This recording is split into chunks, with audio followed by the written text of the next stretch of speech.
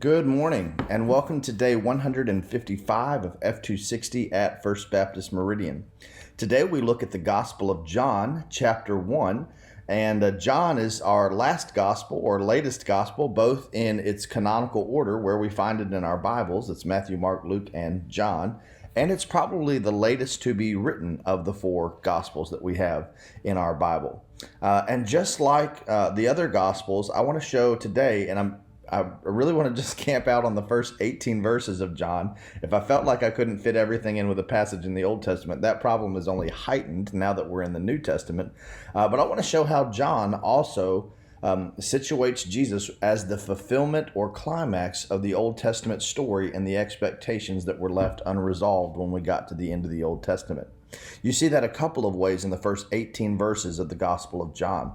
First, look, in the beginning was the Word, and the Word was with God, and the Word was God. He was with God in the beginning. All things were created through him, and apart from him, not one thing was created that has been created. So, the first words of John are very similar to the first words of Genesis, right? Genesis 1:1, Bereshit bara Elohim et hashamayim v'et haaretz. In the beginning, God created the heavens and the earth. And John says, in the beginning was the Word. All through the Old Testament, we saw this God who both creates and relates through speaking. God brings things about through speaking. In fact, I love what one New Testament scholar says. He says, God's declared word is God's creative word. When God speaks, something happens. And John comes straight out of the gate and says, Jesus is the one through whom God was speaking all along. It's all been centered, or it's all been pointing toward Jesus from before the very beginning. The second big image I want us to pick up, and by the way, you see that again in passages like Hebrews 1, you see that in Colossians 1, 15 through 20, and other places in the New Testament that we'll get to in due time. The second image that I want to get to, we're actually going to come back to the middle of 1 through 18, is I want to come to 1:14. It says that this Word who was there at creation became flesh and dwelt among us. We observed his glory. The glory is the only one and only Son of the Father, full of grace and truth. What's going on there? I think two things are going on there. Again, I think this harkens back to what we looked at Sinai when the people broke the covenant, and the question was whether or not God would still come down the mountain, right? And in Exodus 33, when Moses is dealing with God after the golden calf, he says, God, don't take us from this place unless you're going to go with us. And God says to Moses, I will go with you. I'm going to keep my word. And then Moses says, well, God, will you show me your glory? And then God says, Moses, you can't handle my glory. My glory would destroy you. And nevertheless, Exodus ends not with Moses fully getting to see the glory of God, but the glory of God coming down the mountain, right, and dwelling in the tabernacle in the Holy of Holies. What is John 1 saying? He's saying that the fullness of God's glory ultimately came down, not the mountain at Sinai, but ultimately came down to us in humility in the person of Jesus.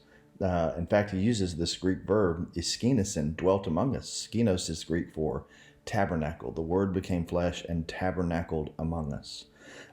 Jesus is God coming down the mountain to us in a way not even Moses got to experience, this key figure in the Old Testament.